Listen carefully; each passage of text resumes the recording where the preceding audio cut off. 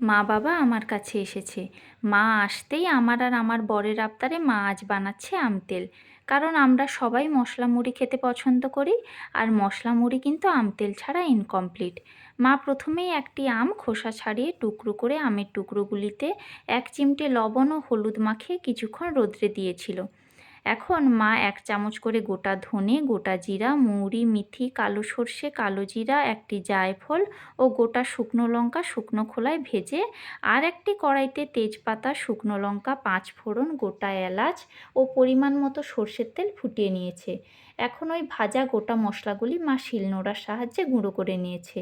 এরপর ভাজা মশলা, আম ও অল্প গরম সরিষার তেল ভালো করে মেখে একটি কাঁচের জারে মশলা মাখা আম ও সরিষার তেল ঠান্ডা করে দিয়ে একটি চামচ দিয়ে ভালো করে মিশিয়ে ঢাকনা লাগিয়ে দিল। ব্যাস তৈরি হয়ে গেল আমাদের আম তেল। এটি কিন্তু রোদ্রে রাখতে হয় কিছু